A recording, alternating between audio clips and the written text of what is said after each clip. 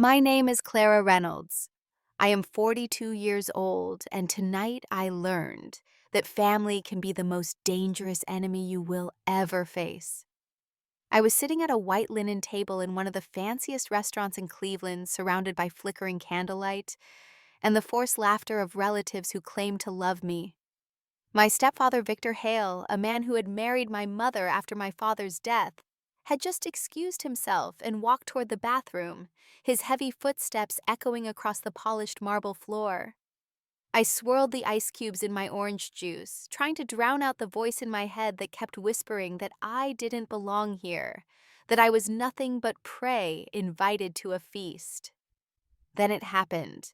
A man in a dark suit leaned toward me, his face tense, his voice low enough that only I could hear. "Ma'am," he said, "I saw your stepdad pour something into your juice." My stomach dropped, my skin went cold, and for a moment the sounds of cutlery and chatter around me faded into a deafening silence. Poison, betrayal, murder plotted not by strangers, but by the man who had stood beside my mother's grave just 2 years ago, with fake tears in his eyes. In that single instant, I understood what my life had been leading to. This was not a dinner. It was an execution. I need you to understand something about me before we go further. I am not naive. I am not paranoid. I am a woman who has endured bruises hidden under sleeves, words sharp enough to cut deeper than fists, and years of being told I was worthless, unstable, crazy. I have been gaslighted into silence, mocked in front of relatives, and shoved into corners of my own home by Victor whenever I dared to argue about money or property that legally belonged to me after my mother's death. I survived those humiliations because I thought keeping peace was better than war. But war had arrived delivered in a glass of orange juice. Imagine sitting at a table where every smile masks calculation, where every toast hides contempt, where your own stepfather would rather see you dead than see you claim your rightful inheritance. That is where I was when the guard whispered his warning. My hands shook under the tablecloth, but my mind snapped into a clarity I hadn't felt in years. This was proof that the danger I sensed for so long was real. The question was not whether Victor hated me enough to kill me. The question was whether I was strong enough to fight back. And I promise you this, from that moment on, I was not just a daughter, not just a victim, but a woman who would expose every rotten truth of my toxic family, no matter the cost. Before we continue, subscribe to this channel and tell me in the comments what city you are watching from, because tonight I will take you into the heart of betrayal, survival, and justice. I grew up believing family meant protection, but after my mother died, that illusion shattered like glass under Victor's fists. My stepfather was never gentle, not even in the early years when he pretended to play the role of grieving widower who had rescued a lonely single mother. He was stern, controlling, and quick to anger, but as long as Mom was alive, his cruelty was limited by her presence. The moment cancer took her, he dropped the mask. He became the sole authority over the house, the money, and the memories. I was 40 when she passed, still living nearby, visiting daily, caring for her until her last breath. My younger brother Ethan was 33 then, and unlike me, he had always craved male approval, desperate for someone to lead him. Victor slipped into that role easily, filling Ethan's ears with promises of wealth and power. From that point forward, every dinner became a battlefield. I remember the first time Victor raised his hand to me after Mom's funeral. I had argued that she wanted her jewelry and the family piano passed to me as keepsakes. He slammed me against the wall so hard I saw stars and hissed, "What's yours is mine now." Ethan stood in the doorway frozen, then muttered that I should stop provoking him. That was the night I realized my brother was no longer my ally. Victor's new wife Lorraine entered our lives less than a year later, a woman with sharp cheekbones and a sharper tongue. She married Victor with indecent haste, wearing my mother's diamond bracelet at their wedding reception, as if it were her birthright. From day one, she treated me like an unwanted stepchild, though I was 41 years old. Her words cut deeper than Victor's fists. "Clara, maybe if you'd managed your life better, you wouldn't still be alone." She sneered over Thanksgiving dinner, while Ethan laughed nervously, and Victor poured another drink. Their gaslighting was relentless. Whenever I confronted Victor about money, Lorraine would tilt her head, feign sympathy, and say, "You know, you've always been a little unstable, Clara. Maybe grief is clouding your judgment." They repeated it so often that Ethan began to believe it, parroting their accusations until I almost doubted myself. Almost. The truth was clear. Victor controlled everything that had belonged to my mother. The house in Shaker Heights, valued at $3.2 million, the insurance policies, the savings accounts, he had his claws in it all. I was supposed to inherit half, but Victor and Lorraine were determined to erase me from the equation. Ethan was their willing accomplice, signing documents he didn't even understand, eager to be rewarded with whatever scraps Victor threw his way. The stakes were higher than money. They wanted my silence, my obedience, and if possible, my absence from this world. Victor used intimidation freely. He smashed my phone once when I tried to record one of his rages. He threatened to have me committed to a psychiatric hospital, claiming I was paranoid and delusional. Lorraine whispered poison into Ethan's ear, convincing him that I was dangerous, that I wanted to ruin the family. The isolation was suffocating. Imagine walking into the house where you grew up, seeing your mother's portrait replaced with Lorraine's smiling face, hearing your stepfather brag about selling the piano your mother played to buy a new car, and knowing there was nothing you could do without being called crazy. That was my life for 2 years. I had bruises hidden under sweaters, tears dried before work, and a constant knot of fear in my stomach. Still, I held on because I knew my mother's will had been clear. I had rights. The house was half mine, and so was the future Victor tried to erase. The final blow came when I discovered a forged document transferring my share of the estate to Ethan. My signature scrawled across it, perfectly faked. That was when I realized they weren't just cruel, they were criminals. And if they were willing to forge, they would be willing to kill. My gut told me Victor would not stop until I was removed as an obstacle. The guard's whisper at the restaurant proved my instincts right. This was not paranoia. This was survival. I was sitting across from people who saw me not as a sister, not as a daughter, but as a liability to be eliminated. The stakes were my life, my freedom, and the last shred of justice I owed to my mother's memory. That is why I could not walk away. That is why I had to fight. The night after the restaurant warning, I sat awake in my small apartment, staring at the pill bottle I had slipped into my purse, the one filled with a sample of the juice Victor had tried to kill me with. My hands trembled as I set it down beside my mother's framed photograph, the glass catching the faint glow of the lamp. Her eyes seemed to plead with me, "Don't let him destroy everything." I had lived under his control too long. Fear had turned into resolve. I knew I couldn't fight alone. The first person I called was David Morales, a lawyer I had met through colleagues at school. He was 38, sharp-minded, relentless in court, and he had a reputation for fighting corruption. When I told him what happened, he didn't dismiss me the way others had. He didn't say I was paranoid. Instead, his voice went steady and cold. "Clara, if what you're saying is true, this isn't just abuse. It's attempted murder. We need evidence, airtight evidence." His belief in me cracked the shell of doubt Victor and Lorraine had built around me. David referred me to a private investigator, Karen Blake, a woman in her 50s with steel gray hair and eyes that saw through lies like glass. She met me in a diner the next morning, sliding into the booth with a leather satchel and a recorder.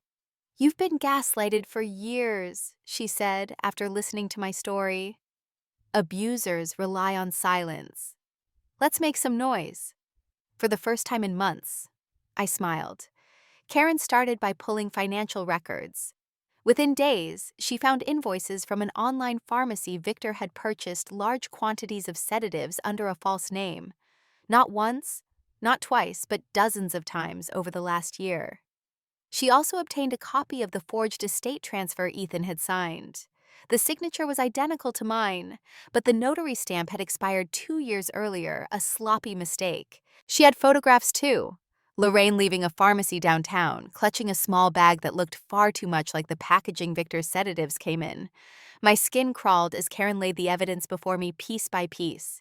This wasn't suspicion anymore. It was proof of conspiracy. David moved quickly. He had contacts in a toxicology lab on the east side. We delivered the pill bottle of orange juice carefully labeled and sealed, and waited. The lab director, Dr. Patel, promised results within 48 hours. "If there's poison in here, we'll find it," she assured me. Those 2 days felt like an eternity. I walked to work like a ghost teaching history classes on autopilot, my mind spinning with images of Victor standing over me while I lay lifeless, Ethan inheriting what was mine, Lorraine laughing with her diamond-covered wrist. At night, I barely slept. Every creak of the floorboards made me think someone was breaking in to finish the job. Then the call came. "Clara, Dr. Patel said your instincts were right. The liquid tested positive for potassium cyanide.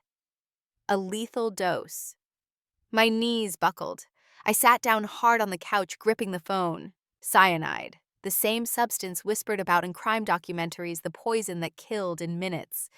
My stepfather had slipped it into my drink while smiling across the table. He hadn't just wanted me gone. He wanted me erased. David's voice was calm when I relayed the news. "This is Gold Clara. Cyanide is rare, traceable, and deadly. No one can argue this was an accident. Combine this with the sedative purchases, the forged documents, and Karen's surveillance, and we have a case strong enough to bury them." But he cautioned me. "We need more than court filings. They'll deny, gaslight, twist everything. If you want to win, you'll need to be ready to fight them publicly, to confront them where lies can't hide." I thought of Mom again, her fragile hands clutching mine in her final days, whispering, "Don't let him take what's yours." I owed her justice. Karen escalated her investigation. She placed a small camera in the living room of the house I had once called home, with the help of a sympathetic housekeeper who despised Victor. Within a week, we had footage Lorraine passing Victor a small vial, saying, "Make sure she drinks it this time. We can't risk delays." My stomach twisted watching it, but also clenched with grim satisfaction.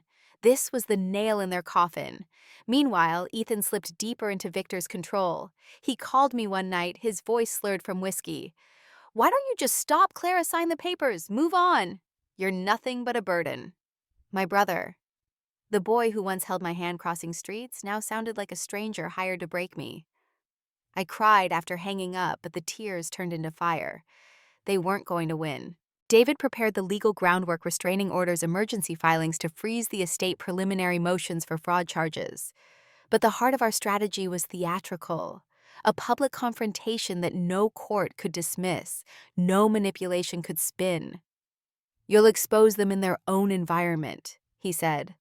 "Let them choke on the truth while the world watches." Karen agreed. "People like Victor thrive in shadows. Drag them into light and they shrivel." The plan formed. I would invite Victor, Lorraine, and Ethan to a dinner under the pretense of reconciliation at the very restaurant where Victor had tried to kill me.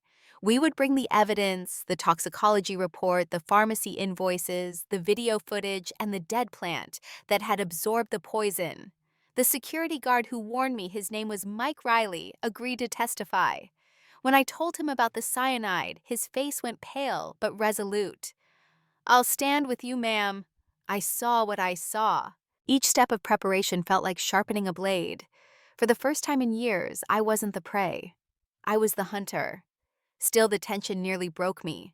The night before the confrontation, I jolted awake at 3 a.m., convinced Victor was in my room. My heart pounded so hard I thought it might crack my ribs. I poured a glass of water, staring into the darkness, whispering to myself, "Tomorrow ends it." The stakes couldn't have been higher. If we failed, they'd paint me as unstable, the crazy daughter who accused her family of murder. I could lose not only my inheritance, but my credibility, my job, my freedom.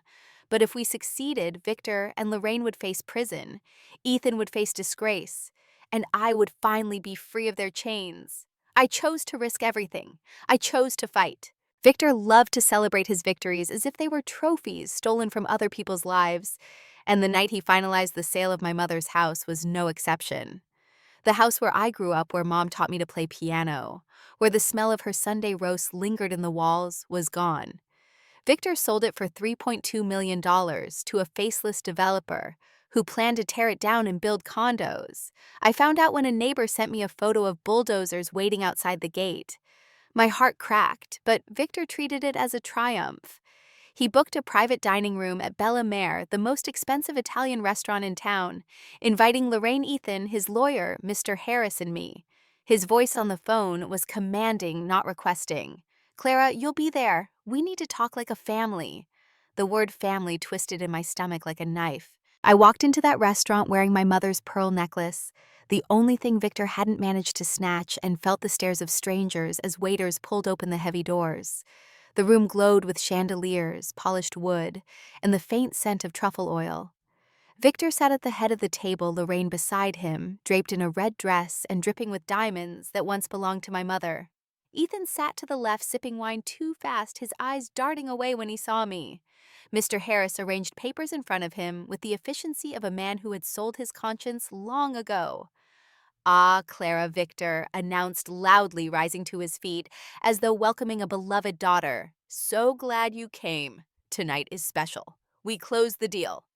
He spread his arms wide, expecting applause. Lorraine clapped lightly, her rings catching the light.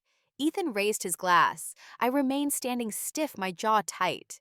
Victor gestured for me to sit beside him. I obeyed, not because I wanted to, but because tonight was about watching, listening, gathering every detail for what was coming. The waiter poured champagne. Victor raised his glass. "To new beginnings, to a future free of burdens." His eyes flicked toward me on the word burdens, and Lorraine smirked. Ethan laughed too loudly, trying to keep up with the cruelty. My glass of orange juice sat untouched before me, and for a moment the memory of the guard's whisper returned. I felt my throat tighten. Lorraine leaned across the table, her voice dripping honey. "Clara, dear, this must be hard for you. But really, what would you have done with such a big house? You live in a shoebox apartment. Better to let people with vision handle it." Her words stung, but I forced myself to remain calm. "It was my mother's house," I replied evenly. "Her will gave me rights too." Victor slammed his glass down, liquid spilling onto the linen. "Enough with that nonsense. Everything I have, everything you think you deserve is mine now. Your mother trusted me. You should too." His voice thundered, drawing glances from nearby tables through the open door. Mr. Harris cleared his throat, sliding a folder toward me. Victor asked me to explain the documents. "This sale is final. Any legal challenges will be costly and pointless. Perhaps it's time you moved on." I opened the folder. Inside were copies of the forged transfer papers with my fake signature. My stomach twisted, but I kept my face still. David had already told me never to show shock. Lorraine reached over and patted my hand like a viper pretending to be gentle. "We're only thinking of you, Clara. You can't handle responsibility. You're fragile, emotional. Better to let Ethan and Victor manage things. We'll make sure you're comfortable." Comfortable! The word sounded like a coffin lid closing. Ethan, emboldened by wine, chimed in. "Yeah, Clara. Why fight? We'll give you some money enough for rent. Isn't that enough?" Stop being dramatic. I stared at my brother, the boy I once defended from bullies now parroting Victor's cruelty. My chest burned with betrayal. Victor leaned closer, his breath heavy with garlic and arrogance. "You should be grateful. We let you teach your little classes, live your little life. Don't test me, Clara. I can make things very unpleasant for you." His eyes glinted with threat, a silent reminder of the bruises I had hidden before. The humiliation was complete. They wanted me small, silent, erased. They wanted to break me in front of witnesses to prove they held all the power. I lowered my gaze, let my shoulders slump, and whispered, "You're right, I can't fight you." Lorraine's smile widened in triumph. Victor leaned back satisfied. Ethan exhaled as if relieved. They thought they had won, but inside my mind blazed. This performance was for them, not for me. I was already holding the cards they didn't know existed, the lab results, the invoices, the footage. They believed I was broken, but I was loading the gun of truth, preparing for the shot that would destroy their empire. I sipped the orange juice, pretending to swallow, though I let none touch my lips. Then I set it down carefully, my hand steady. I looked at Victor, Lorraine, Ethan, and Mr. Harris, each one smiling at what they thought was victory. And in that moment, I promised myself that the next time we met at this table, the humiliation would be theirs. The night of Victor's grand celebration blurred into a nightmare that only I seemed to recognize. After his toast and Lorraine's cruel barbs, after Ethan's drunken laughter, and Mr. Harris's smug explanations, the meal dragged on with course after course of overpriced food that tasted like ashes in my mouth. I picked at a plate of sea bass, pretending to eat while my eyes stayed on Victor. He loved control, loved the way people leaned in when he spoke, loved the way Lorraine clung to his arm as if he were some patriarch to be revered. He excused himself midway through dessert, claiming a phone call. Lorraine fussed with his napkin, kissed his cheek, and whispered something in his ear before he walked toward the restroom. My eyes followed him, suspicion knotting my stomach. That was when I felt a presence beside me. The restaurant's security guard, tall, broad-shouldered, dressed in a black suit that blended into the shadows, leaned down just enough that his lips nearly brushed my ear. His voice was low, urgent, deadly serious. "Ma'am, I saw your stepdad pour something into your juice." My pulse thundered. The room seemed to tilt, chandeliers swaying though they were still. The glass of orange juice sat inches from my hand, ice cubes melting into pale liquid that now looked like a weapon. I stared at it, my reflection warped on the curved surface. "Are you certain?" I whispered back, barely moving my lips. His eyes didn't waver. I watched him. "From a small vial. Slipped it in when you were distracted." My breath caught in my throat. My stepfather, the man who claimed to be my protector, had turned assassin in the middle of a public restaurant. I forced my hands to remain still, though every nerve screamed to throw the glass across the room. The guard's expression hardened. "Don't drink it. I'll stay close." He moved back to his post by the terrace, his stance rigid eyes scanning the room. I sat frozen. The sound of cutlery and chatter muffled like I was underwater. Images flooded me, the bruises Victor left on my arms, the forged papers Ethan signed, Lorraine's smirk when she called me unstable. All of it had led to this moment, this poisoned glass meant to erase me forever. Panic surged, but alongside it came clarity. Evidence. David's voice echoed in my memory. "Get proof before you accuse. Proof no one can deny." My purse lay open beside me. My fingers brushed the small prescription bottle I carried for heart medication. I unscrewed the cap under the table, careful, deliberate, and tipped the glass just enough to pour a measure of the juice inside. The liquid splashed softly, my hand steady despite the quake inside me. I sealed the bottle and slipped it back into my purse, the weight of it suddenly immense. Proof of attempted murder now nestled beside my wallet. The rest of the juice remained. I glanced around, searching for an escape. Then I saw a potted plant near the edge of the terrace, its leaves green and vibrant. Slowly, carefully, I lifted the glass, pretending to admire the city lights through the amber liquid. Then, with a flick of my wrist, I let the poison trickle into the soil. The earth absorbed it, the leaves rustling faintly, as though they sensed the intrusion. My heart pounded, sweat dampening the back of my neck. Just as I set the empty glass down, Victor returned. His smile was broad, his voice booming as he reclaimed his seat. "Did you miss me?" he joked, glancing at my empty glass. "Thirsty tonight, Clara." My throat tightened, but I forced a smile. "Yes, watching you celebrate is hard work." He chuckled, apparently satisfied, and reached for his wine. Lorraine's eyes flicked toward my glass, then back to me, her expression unreadable. Ethan raised an eyebrow, but said nothing. I leaned back in my chair, my heartbeat slowly settling. They thought I had swallowed their poison. They thought their plan had succeeded, but in reality, I had turned the trap against them. Within days, that plant would wither, visible proof of what Victor had done. The pill bottle in my purse would tell the rest of the story. And when the time came, when every piece was in place, I would use it all to destroy them. For now, though, I lifted my fork, forced a bite of dessert past my lips, and pretended to be just another daughter humiliated by her family. Inside, I was already planning their downfall. The night I carried that pill bottle home, I knew the balance of power had shifted. For years, Victor had controlled me with fists, words, and intimidation. But now I carried proof that could ruin him. I placed the bottle inside a small safe in my closet next to Mom's letters, and the last family photographs untouched by Lorraine's claws. My heart thudded as I spun the lock shut. Evidence was my weapon now. The next morning, I met David at his office. He sat behind a desk piled with legal files, his tie loose from a long night of work. When I placed the pill bottle in front of him, his eyes narrowed. "This is it," he said.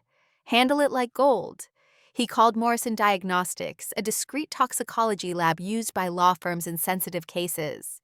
We drove across town, the bottle wrapped in a brown envelope on my lap.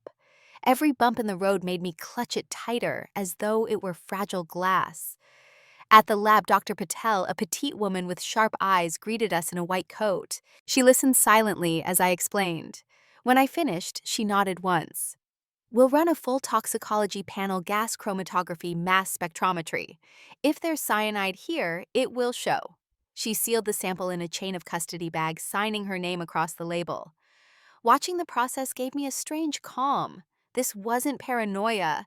This was science. The truth would be undeniable. For 48 hours, I walked through my life like a ghost. I taught classes by rote, barely hearing my students' voices, imagining instead the hiss of poison slipping into my drink.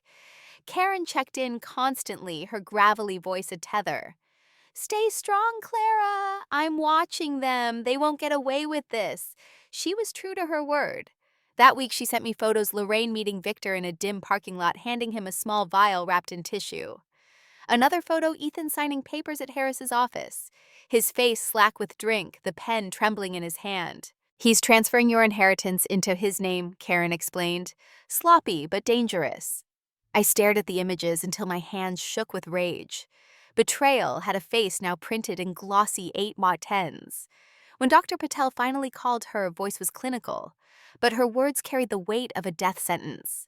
"Ms. Reynolds, your sample tested positive for potassium cyanide concentration 1.5 milligrams per milliliter, lethal if ingested."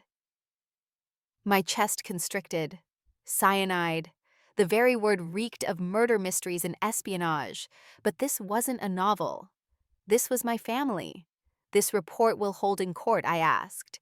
"Absolutely," Dr. Patel replied. "Chain of custody is intact. This is admissible evidence of attempted homicide." I thanked her, though my voice cracked. After the call, I sat in my car gripping the steering wheel until my knuckles whitened. My stepfather had tried to murder me. Lorraine had handed him the weapon. Ethan had helped forge away my future. They weren't family. They were predators. David took the report with grim satisfaction. "We're building an airtight case," he said. "But if you want justice, you'll need to confront them where lies can't hide. Once they see the evidence, they'll crumble." His confidence steadied me. Together, we mapped the plan. Karen gathered more. She planted a hidden camera inside the house, with help from a sympathetic cleaner who despised Victor. Within days, we had footage of Lorraine sliding a vial across the kitchen counter. "Make sure she drinks it this time," she hissed. Victor pocketed it like candy. Watching that video made me sick, but also stronger. Proof like this was undeniable. Meanwhile, Ethan called again, his voice dripping with contempt. "Clara, you're destroying us. Just sign the papers. You'll get a little money enough for rent. Stop making trouble." His words burned. I wanted to scream to tell him I knew everything, but I held my tongue. Patience was my weapon now. At night, I lay awake replaying Mom's last words. "Don't let him take what's yours." She never imagined Victor would try to take my life. Karen arranged a meeting with Mike Riley, the security guard. We met at a diner, the same booth where Karen had first listened to me. Mike slid into the seat, his massive hands folded on the table. "I saw it," he repeated firmly. "He poured it when you were watching the band." "I'll testify anywhere, anytime." His loyalty brought tears to my eyes. Not everyone was against me. Some people still recognized right from wrong. David prepared the legal scaffolding. He filed emergency motions to freeze the estate, preventing Victor from selling off more assets. He drafted restraining orders in case Victor tried to corner me. He pulled precedent cases of attempted murder tied to inheritance disputes. Juries hate betrayal, he told me. A father figure poisoning a daughter. They'll burn him alive in the court of opinion before the trial even starts. Still, he warned me to be careful. They'll sense the walls closing in. Desperate people get sloppy and dangerous. His words proved prophetic. One night I returned home to find my front door ajar. Nothing was missing, but drawers were open, papers scattered. A warning. My heart pounded as I called David. "He's trying to scare me." David's reply was steady. "Then it's time. We don't wait for trial. We confront him publicly with everything. No shadows, no denials." The plan solidified. I would invite them to Bella Mary again under the guise of reconciliation. Victor loved theater. We would give him a stage. But this time, the performance would belong to me. On the night of the confrontation, I dressed in black mom's pearls at my throat like armor. In my purse, I carried the toxicology report, the photos of Lorraine, the video stills, the forged documents, and a small clear bag containing the dead plant Karen had collected from Bella Mare's terrace. Its leaves were brown, curled unmistakably poisoned. Each piece was a weapon, and together they formed a noose. As I zipped the purse shut, I looked at Mom's photograph one last time. "It ends tonight," I whispered, and for the first time since her death, I believed it. The night of the confrontation carried a strange stillness, the kind of silence before a thunderstorm when the air tastes like metal. I walked into Bella Mare with my spine straight and my heart pounding like a war drum. The chandelier sparkled overhead, the polished wood gleamed, and the faint scent of basil and garlic filled the air. But beneath the elegance was a battlefield. Victor, Lorraine, and Ethan were already seated at the same private dining table, where I had once nearly swallowed death. Victor grinned as though welcoming a prodigal daughter. Lorraine wore emerald earrings that glittered like daggers. Ethan looked pale, jittery, his knee bouncing under the table. Mr. Harris sat with them, his briefcase open, papers neatly stacked. I forced a smile as I approached my purse heavy with evidence. Clara Victor boomed, rising to kiss my cheek. "So glad you joined us. Perhaps we can finally put all this unpleasantness behind us." His voice dripped with false warmth. Lorraine added sweetly, "Yes, darling, let's make peace. Families should heal, not fight." I sat down slowly, my eyes scanning each of them. For years, I had been the quiet one, the victim. Tonight, I was the executioner. The waiter poured wine, but I lifted only water. Victor smirked, still afraid of a little drink. My lips curled into a cold smile. Not afraid, just careful. The room fell silent. Then I reached into my purse and placed a thick envelope on the table. I brought something for us all. Lorraine frowned, glancing at Victor. Ethan shifted uncomfortably. Mr. Harris leaned forward, curious. I opened the envelope and spread the contents like playing cards. First, the toxicology report, its header stamped in bold potassium cyanide detected. Then the photographs, Lorraine handing Victor a vial in a parking lot, Ethan scribbling his name on fraudulent documents, the pharmacy invoices in Victor's alias. Finally, the small plastic bag containing the dead plant, its withered leaves brown and curled. I set it gently in the center of the table. This plant died from the same poison Victor slipped into my drink. Cyanide, scientific proof, witness testimony, video footage. Every piece connects back to you. Lorraine's face drained of color, her lips trembling before she forced a laugh. "This is absurd. She's unstable. Everyone knows it. Clara, you need help." But her voice shook. Victor's grin faltered. "Where did you get this?" He growled, his eyes narrowing. "From your own carelessness," I said evenly. "You've left a trail of evidence so wide even a blind jury could follow it. And I'm not alone. Mike Riley, the security guard, saw you pour the vial into my glass. He's willing to testify. Karen Blake recorded Lorraine handing you poison. Dr. Patel signed the lab results herself. This isn't paranoia. This is attempted murder." Ethan slammed his palm on the table, his face flushed. "Stop lying. You're tearing this family apart." His voice cracked, revealing the fear beneath. I turned to him, my voice ice. "No, Ethan! You chose greed over blood. You signed my name on forged documents. You betrayed me. You betrayed Mom." His eyes filled with tears, but he said nothing. Lorraine reached for Victor's hand, but he yanked it away, his mask slipping. "You think you've won," he snarled. "Do you know who I am? I built this family. Without me, you're nothing." I leaned forward, my eyes locked on his. "Without you, I am free. Tonight, everyone sees you for what you are, a coward who poisons his own stepdaughter for money." Murmurs rippled through the room. The doors to the private dining area stood open, and diners from the main hall had gathered, drawn by the raised voices. Phones lifted, cameras recording. Victor's empire of silence was collapsing in real time. Lorraine hissed, "Clara, think of your reputation. You'll regret this." I laughed, a sound edged with years of suppressed fury. "My reputation." "What about yours, Lorraine mistress turned murderer's accomplice?" How do emerald earrings look behind prison bars? Mr. Harris cleared his throat, sweat beading on his forehead. Perhaps we should all calm down. This isn't the place. It's exactly the place I cut him off. Victor tried to kill me here. Tonight the truth comes out here. Victor surged to his feet, his chair toppling backward with a crash. He slammed his fists on the table, making glasses jump. Enough. You'll regret this, Clara. You're nothing but a bitter, lonely woman. My voice rose clear and unshakable. And you're nothing but a criminal. I've already given copies of this evidence to my lawyer and the district attorney. Even if you burn these papers, it's over. They're coming for you. Gasps echoed from the doorway. Lorraine's mask cracked. She covered her face with her hands. Ethan slumped in his chair, staring at the documents as though they might burst into flames.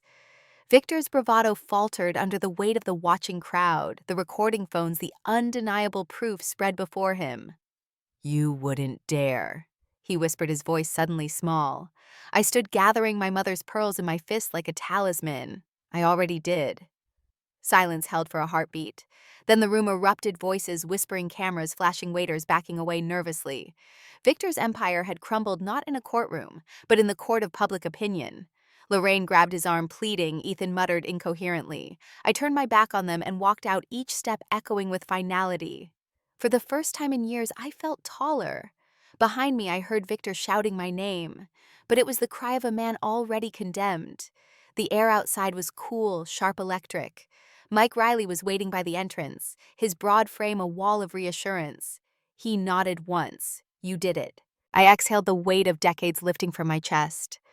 Justice wasn't finished. It would take courts, charges, sentences, but tonight I had ripped away their masks. Tonight, I had won the first battle. The morning after the confrontation, my phone rang before sunrise. It was David, his voice steady but charged with urgency. It's moving fast, Clara. The DA's office reviewed the evidence overnight. They're filing charges. My chest tightened, not with fear, but with a release I hadn't dared imagine. Within 24 hours, police officers arrived at Victor's house. Neighbors watched from their porches as the man who once strutted through the neighborhood like a king was led out in handcuffs, Lorraine clinging to his arm, shouting that it was all a mistake. Ethan trailed behind, pale and shaking, as investigators carried boxes of documents and computers from the house. The local news broadcast the footage by evening. The headline scrolled across the screen, "Stepfather and wife accused in estate poison plot." My name appeared too, but this time not as the unstable daughter Victor painted me as, but as the woman who had survived and fought back. My inbox filled with messages, colleagues and strangers alike offering support. Parents of my students sent notes saying they admired my courage. For the first time in years, I felt believed. The charges were severe. Victor faced attempted murder, conspiracy, and fraud. Lorraine faced conspiracy and aiding an attempted homicide. Ethan, cornered by evidence of forgery, accepted a plea deal testifying against Victor and Lorraine in exchange for probation. Watching him on the stand months later, I felt a hollow ache. He was my brother, but he had sold me out long before this trial. Still, justice demanded accountability. The courtroom was packed the day the verdict was read. I sat in the front row, David by my side, Karen behind me like a sentinel. Victor wore a navy suit that looked too big for his shrunken frame. His eyes no longer burned with arrogance, but flicked nervously toward the jury. Lorraine dabbed her eyes with a tissue, though no tears fell. The judge's voice was firm, unwavering. On the count of attempted murder, we find the defendant guilty. On the count of conspiracy to commit murder, guilty. On the count of fraud, guilty. Each word landed like a hammer. Victor's shoulders slumped. Lorraine's lips parted in a gasp when her own guilty verdict followed. The sentences were harsh but fair. Victor, 25 years in state prison. Lorraine, 18 years. Ethan, 5 years, probation, mandatory counseling, barred from inheriting ascent. Their empire of lies had collapsed under the weight of evidence, testimony, and truth. When the judge banged the gavel, the courtroom buzzed with whispers. Reporters scribbled, cameras flashed. Victor turned once to look at me, his eyes filled not with rage, but with something emptier, fear. I met his gaze without blinking. He had tried to bury me, but I had buried him instead. The fallout spread quickly. Victor's reputation disintegrated. Business partners severed ties. Lorraine's social circle abandoned her. Ethan retreated into obscurity, jobless, disgraced, a shell of the brother I once knew. Meanwhile, the estate was restored. The fraudulent documents were voided, and the court recognized my rightful inheritance. I could have taken the $3.2 million for myself, but instead, I honored my mother's will. The money was directed to a scholarship fund for underprivileged students, a cause she always cherished. Standing at the press conference announcing the fund, I said, "My mother believed education could break cycles of abuse and poverty." Today, her legacy does exactly that. Cameras flashed, microphones thrust forward. But I felt calm, almost serene. The story had gone national by then. Headlines framed it as a cautionary tale. Daughter outsmarts stepdad's poison plot, family greed turns deadly, teacher turns tables on abusive household. I hadn't sought fame, but the attention meant one thing: their gaslighting was dead. No one would ever call me paranoid again. At night, when the noise of the world faded, I sometimes replayed the images: Victor slipping the vial, Lorraine's smirk, Ethan's cowardice. But instead of fear, I felt a fierce satisfaction. They had underestimated me. They had built their empire on silence, and I had shattered it with truth. Justice wasn't just served in the courtroom. It echoed in every ruined reputation, every locked prison door, every scholarship check, written in my mother's name. And those scars remained on my body and my memory. I finally breathed without the weight of their shadows pressing down. The months after the trial felt like waking from a nightmare I had lived inside for years. For the first time since my mother's death, I could open my eyes in the morning without dread coiling in my stomach. The bruises Victor left had faded long ago, but the deeper scars, the words that told me I was crazy, worthless, fragile, took longer to heal. Still healing began the moment the prison gates closed behind him. I moved into a modest house on a quiet street near the school where I taught. It wasn't as grand as the Shaker Heights home my mother cherished, but it was mine. I filled the walls with her photographs, not hidden or stolen this time, but proudly displayed. Her piano, rescued before Victor could sell it, stood in my living room, polished and whole. Sometimes at night, I sat at the keys playing the same hymns she once did, the notes carrying me back to gentler times. The scholarship fund in her name grew quickly, donations pouring in after the story spread nationwide. Each semester, new students received help paying for college, their letters of gratitude arriving in my mailbox like small rays of light. "Because of your mother's fund," one girl wrote, "I'll be the first in my family to attend university." That letter made me cry in a way Victor never could. Tears of pride, not pain. I also found community. Survivors of abuse reached out sharing their stories. Some whispered that they too had been gaslighted by partners or family, told they were delusional, until evidence saved them. I realized my fight wasn't just mine. It belonged to anyone trapped in silence. I began speaking at local shelters, telling my story not as a victim, but as proof that fighting back was possible. Each time I stood at a podium, I felt stronger, my voice steadier. One evening, as I watered the small garden behind my house, I noticed the flowers thriving in the soil. It struck me then the poisoned plant at Bella Mare had withered in days, but here in safe ground life flourished. Survival wasn't enough. Renewal was possible. Still, healing didn't erase everything. Sometimes I woke sweating from dreams where Victor leaned over me, vial in hand. Sometimes I wondered if Ethan would ever truly understand the depth of his betrayal. Forgiveness remained far away. But closure didn't require forgiveness. It required boundaries, and I built mine high. Victor and Lorraine would spend the rest of their lives behind bars. Ethan was barred from inheriting, stripped of the rewards he had schemed for. Their downfall was permanent, a warning etched in public record. My victory was not revenge, though it tasted sweet. It was justice, pure and simple. And justice meant I could finally breathe, finally live, finally honor my mother's last wish. Standing in front of my students one bright spring morning, sunlight spilling through the windows, I realized how far I had come. They saw me not as the woman nearly murdered by her family, but as a teacher, a mentor, someone who had survived and built something better. That was enough. If you take anything from my story, let it be this toxic. Families don't define you. Abuse doesn't silence truth. Gaslighting doesn't erase facts. When someone tries to break you, you can gather the shards, sharpen them, and cut through the lies. Blood is not always thicker than justice, and sometimes the most dangerous people are the ones who sit at your table and call themselves family. I refused to drink their poison, and in the end, they were forced to swallow their own. My mother used to say the truth is patient. It waits. She was right. The truth waited until I was ready to use it, and then it freed me. Now I live in peace, tending my garden, teaching my students, playing my mother's piano. The ghosts remain, but they no longer control me. My story is not just a warning, it is a promise that even in the darkest betrayals, justice can shine.